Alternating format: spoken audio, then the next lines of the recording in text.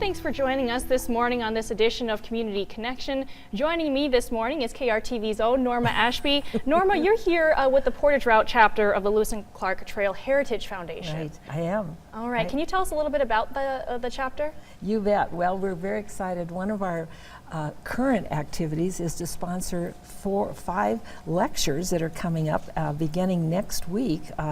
We have them there every Tuesday night except one in March, and they're all going to be held at the Lewis and Clark Trail Heritage Foundation Interpretive Center, which is at 4201 Giant Springs. They're free to the public. The doors will open at 6:30 and the programs are from 7 to 8. And I want to talk about the first one, which is, as I say, next Tuesday, January 16th. And it's called Lewis at the Moriah, and the speaker is Larry Epstein, and he's a real expert on Lewis and Clark. He was a former national president of the Lewis and Clark Trail Heritage Foundation, and I know that people that know him will definitely want to hear what Larry has to say. He's led tours of that site to thousands of people over the years to see it. It's still there, it's on private land, and it's not too far from Cut Bank. Wow. So that's the first lecture, January 16th.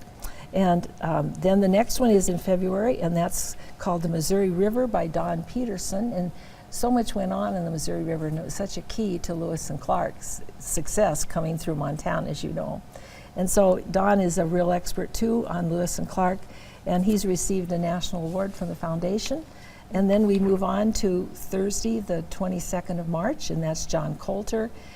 That will be the program by Chris Hodges, and he's written a book about John Coulter. And you know, John Coulter is probably most famous for running through Yellowstone Park naked. I don't know if you knew that or not. I did not know that, but you learn something new every morning. He's written a novel called Coulter's West Wind, and so that should be interesting. Yeah, and then in April, the 17th of April, Tuesday, we'll have a talk again by Don Peterson on Black Eagle Dam.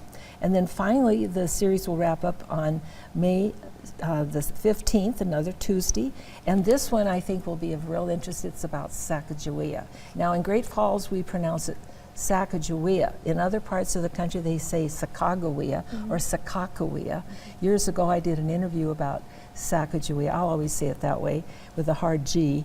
And the speaker, who was an authority on her, wrote on a bulletin board or a blackboard 13 different ways to spell her name, according to the journals.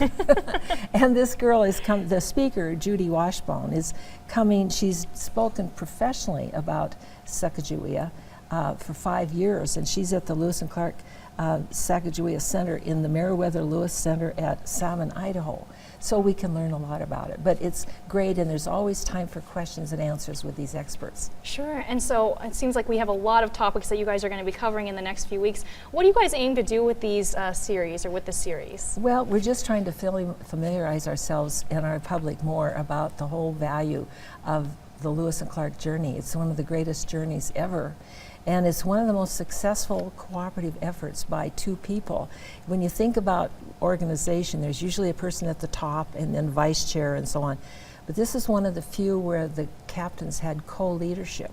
And that's the way Meriwether Lewis wanted it. He was appointed by President Jefferson to be the leader, and he said, I'll only do it if Captain Clark can be a co-chair with me. Wow. So that's kind of an example of leadership that worked, because they both had qualities that they brought to the role. Definitely. Yeah. Well, fascinating. And again, these events are free to the public. That's going to do it for our Community Connections. Thanks for watching. Thank you.